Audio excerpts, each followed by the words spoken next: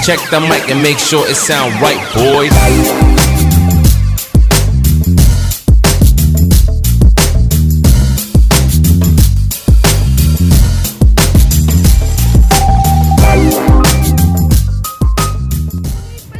Sa mga Filipino-Chinese community po na kababayan po natin, Happy Chinese New Year, February 17. And God bless po sa ating lahat. Okay, so for today's video, share ko lang po paano po mag-book online ng ating mga NBI. May step by step po tayo dyan. But before that, maraming salamat po sa mga old and new subscribers po ng ating munting channel. And shout out ko po yung pinsan ko po, long lost cousin, Alejandrino Marfil Jr. Ito po yung YouTube channel niya. Please, support naman po niyo bilang po. And, yun lang. Salamat po sa mga bago lang po na padaan sa channel ko. Nag-share ako dito ng mga simple YouTube tips and tutorial and cooking lifestyle. Lifestyle po. Mga simple short recipes po natin. So, ayun lang po. May screen recording tayo para po din sa online NBI po natin. Kailangan po muna may appointment po kayo bago tayo pumunta sa on-site. And step by step po, please watch this. Okay, classmate, open po natin ang ating mga GCash account and choose bills. Under po ng pay bills, piliin po natin government. Then, search po NBI. Under po yan ang G-credit. And then, enter po natin yung ating babayaran po na 160 pesos doon sa NBI app. Then, yung reference number, contact number, email address, and confirm. Okay. So, confirm po natin. And don't forget to screenshot po para po dyan sa... Type nyo lang po again sa ating mga Google Chrome ng www.nbi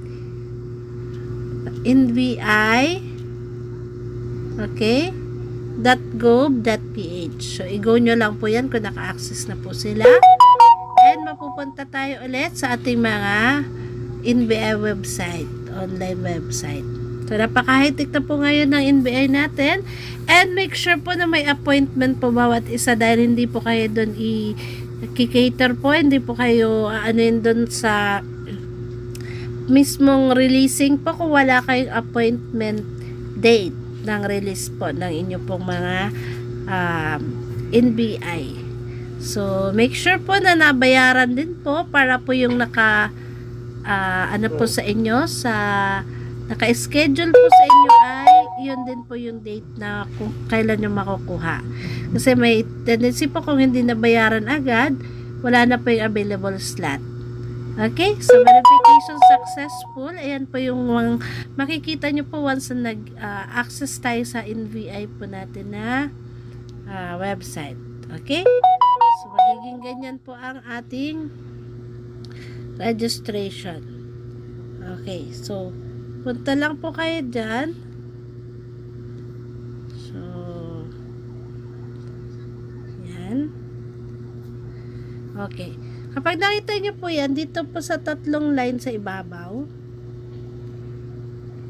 i-homepage po natin yan. Okay. So, ayan po, may kikita nyo sa NBI.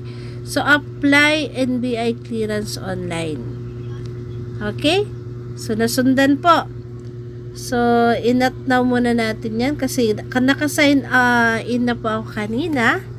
So, bali, re-replay lang po natin yung ginawa ko kanina. Pero, yun po ang makikita natin. So, check ko lang po muna kung nag-reflect na po yung payment na ginawa natin kanina sa yan. So, ayan po makikita ninyo sa inyo pong mga transactions.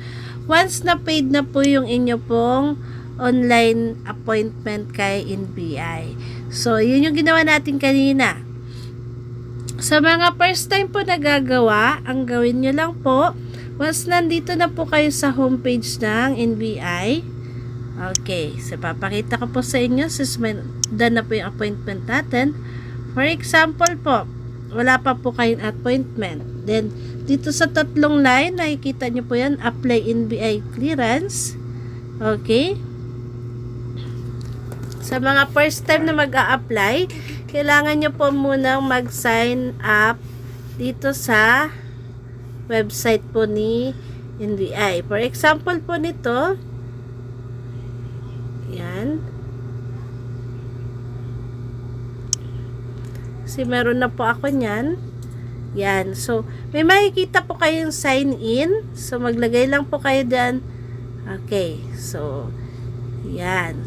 So, it's either po na lagay po kayo doon ng existing po ninyo na NBI, old NBI po, or mag-upload po kayo ng by requirements po ng valid ID. So, ito. For example, nakapag-sign in na po kayo, i-click nyo lang apply for clearance. So, i-agree nyo po yan. Pag nakapag-agree na po, yan. Yan. Mamili po kayo ng branch kung saan po kayo pinakamalapit. For example, Muntinlupa. Yan. Sa may South Park, Ayala, sa mga Alabang, Muntinlupa. Yan. And then, hanap po kayo ng schedule ng appointment na available po dito sa araw na to. Yung araw na to the left and to the right po na yan. Makikita nyo po, kung mayroon naka-green po dyan, ibig sabihin may available slot para po sa araw na yan. So, kung wala naman po, next po natin. Okay? So, ang pinakamalapit po na schedule, for example, is by February 6. May AM tsaka PM po yan na schedule. So, pag napindot nyo po yung AM na slots, okay, pag dinown nyo po siya, may kita nyo na po yung inyo pong schedule. And then, mamimili po kayo ng payment option, bank or over the counter, online bank, cash payment, Easy Pay, 7-Eleven, Visa or Mastercard, GCash, Paymaya, Shopee, and Dragon Pay. So, ang ginawa po nga natin kanina, ito lang po yung karugtong nung ginawa natin sa GCash. Okay? So, kapag pinress nyo po yung GCash na yan, ganyan po. And, proceed po tayo. So, proceed po natin yan. And may makikita po kayong payment po dyan. So, transaction summary, particular, multi-purpose clearance, 130. And then, yung appointment schedule, yan. So, Friday, February 6, for example, and proceed to payment. Okay?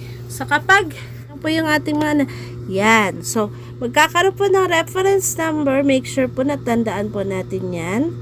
And, i-accept nyo lang po yan. Okay. Saan po mapupunta po yun? Yung inyo pong transaction. Press nyo po yung transaction. Okay. Huwag nyo po i-desktop site yung inyo pong phone para po ganito po yung lalabas. So, may nakalagay po dyan na dito. Spending pa po yan. Ibig sabihin, hindi pa dati nababayaran sa GCash. At iyan nga po ang kailangan nyo pong i-note, yung reference number, and para po maging paid po na ganito yung ating payment, yun, yung tinuro ko po nga po, sundan nyo lang po yung ating